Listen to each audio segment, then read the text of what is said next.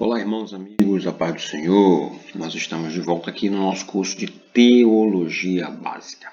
Hoje nós vamos estar falando a respeito dos profetas maiores. Você sabe por que eles são chamados de profetas maiores? Eu sou o pastor José Lauro e você que está chegando agora é muito bem-vindo. Se não é inscrito, se inscreva no canal, ative o sininho de notificação, dê o seu like, seu dislike, faça seu comentário, sua pergunta. É muito importante aqui para nós do canal e você vai estar sendo avisado todas as vezes que postarmos vídeos aqui no YouTube. Nosso curso de teologia, hoje nós vamos estar falando sobre os profetas maiores. Nós já comentamos na aula anterior a respeito do termo profetas maiores. Não tem nada a ver com o tamanho deles, com a importância deles, e sim com o ministério que cada um desenvolveu, com a importância que cada um teve lá no povo de Israel. E nós vamos separar em duas partes. Nós vamos estar vendo o campo de atuação dos profetas e depois nós vamos estar observando um panorama sobre cada um dos profetas. E no campo de atuação nós vamos estar falando a respeito dos 4 profetas que compõem a divisão da Bíblia chamada de profetas maiores, que são eles Isaías, Jeremias, Ezequiel e Daniel. E aí, no caso, Isaías é um livro, Jeremias tem 2, que é Jeremias e Lamentações, e Ezequiel e Daniel. E no campo de atuação desses profetas, nós vamos estar iniciando com Isaías. Isaías ele profetizou durante a expansão ameaçadora do Império Assírio e a derrocada de Israel, no caso o Reino do Norte, e o declínio espiritual e moral de Judá, que era o Reino do Sul. Foi em torno de 931 a.C. que Israel se dividiu em 2 reinos, Judá ao sul e Israel ao norte. E Isaías escreve para Judá por volta de 740 a 695 a.C. Um outro profeta que escreveu durante este período foi Jeremias. A mensagem do livro ela foi dirigida principalmente a Judá. Jeremias capítulo 2, o capítulo 29 vai nos estar mostrando isso. Mas também as 9 nações estrangeiras, no capítulo 46 e 51 de Jeremias, a gente vai confirmar isso. A Assíria vai invadir e destruir o Reino do Norte em 722 a.C. e Jeremias vai estar escrevendo para Judá por volta de 626 a 586 a.C. O outro profeta, Ezequiel, ele entregou a mensagem divina do juízo ao povo apostatado de Judá e Jerusalém. A gente pode observar isso nos capítulos de 1 a 24 e as 7 nações estrangeiras ao redor, a partir do capítulo 25 até o 32. E por último, nós temos o profeta Daniel. O livro vai estar relatando eventos a partir da primeira invasão de Jerusalém por Nabucodonosor em 605 até o 3º ano de Ciro, em 536 a.C. E a gente confirma isso no capítulo 10, versículo 1.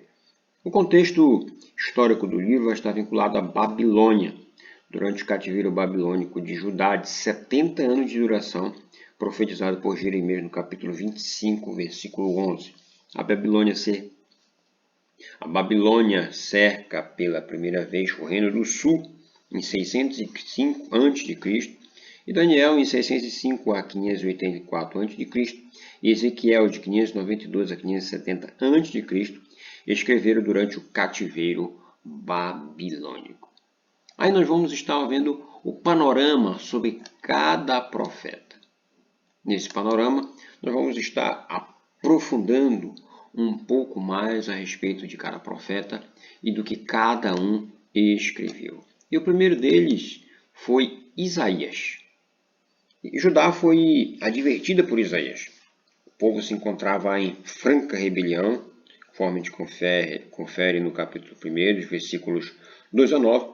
Havia pecados de ganância, idolatria era reinante. E Isaías é chamado de maneira maravilhosa no ano da morte do rei Uzias, do capítulo 6. Ele teve uma experiência indescritível. Em sua chamada, em forma de uma visão, ele se reconhece indigno, mas um dos serafins, segurando uma tenaz numa brasa que havia tirado do altar, toca nos seus lábios e ele é purificado, no capítulo 6, versículo 6 a 8. Isaías pregou todo o tempo de seu ministério convicto de ser chamado. Não desanimou, mesmo diante de perigos e tribulações. Segundo um certo autor, o conteúdo teológico do livro de Isaías é um dos pontos altos do Antigo Testamento, porque a ênfase sobre a santidade de Deus é o tema central. Deus é chamado Santo de Israel e a sua santidade é o fundamento de todos os seus tratos com o mundo. O segundo profeta, em que a gente vai estar vendo aqui, é Jeremias. O profeta Jeremias ele teve um chamado de Deus cedo na sua vida. Capítulo 1, verso 6, confirma isso. Em seu chamado, colocou a sua pouca idade, sua inexperiência e sua falta de oratória como motivos para recusar o chamado. Mas o Senhor disse que havia separado desde antes de seu nascimento. Os dias do profeta Jeremias não foram fáceis. Ele profetizou durante o tempo em que Israel tinha sido levado ao cativeiro e Judá estava em plena decadência. Ele viveu durante o reinado de 5 reis até a destruição de Jerusalém em 587 a.C. Jeremias também participou do movimento de reforma dos dias de Josias, 640 a 690 a.C., tendo este rei se voltado para Deus.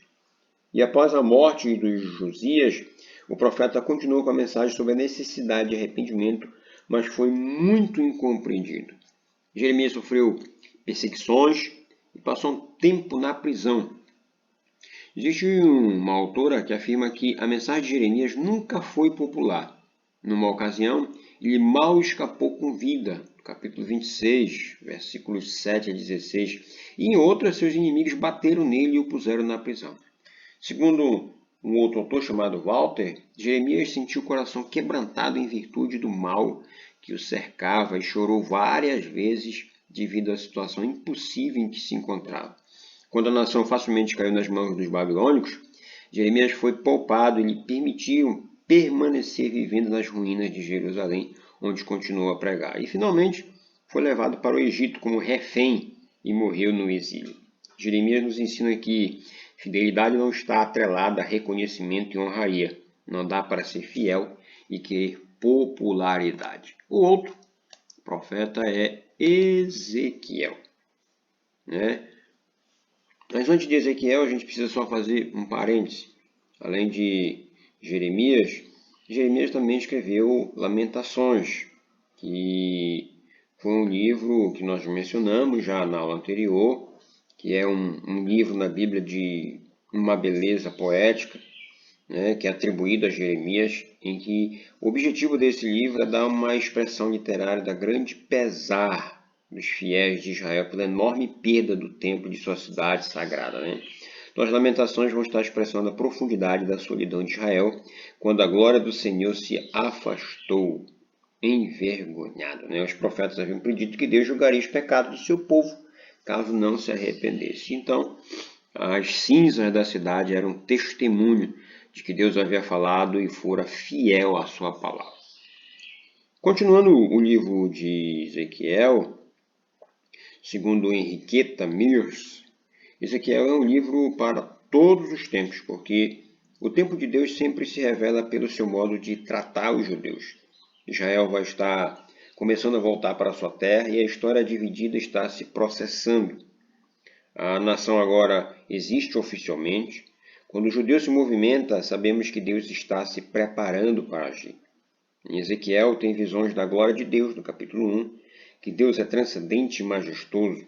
No capítulo 1, verso 18, nós temos a ênfase da responsabilidade pessoal. Cada um será julgado pelo seu próprio procedimento. E em Ezequiel 37, o profeta antevê a reunião da nação de Israel. E o último, o profeta Daniel. O profeta Daniel, ele ainda muito novo, é levado de Judá para a Babilônia com outros exilados pelo exército de Nabucodonosor, em 605 a.C. E seu compromisso com Deus foi demonstrado desde sua decisão de não se contaminar com as iguarias do rei, até a decisão firme de não deixar de orar ao Deus Altíssimo, mesmo contra o decreto do rei. mesmo com o perigo dos leões, Daniel ele preferiu a cova do que desobedecer a Deus. Ele também atuou com destaque na administração dos impérios persa e babilônico. E o livro de Daniel também possui várias profecias apontando para o fim da história. E com isso, nós chegamos à conclusão deste capítulo sobre os profetas maiores. Na próxima aula, nós vamos estar falando especificamente de cada um dos livros e cada um dos profetas. Um abraço, Deus abençoe você e sua família. Até a próxima aula, querendo Deus.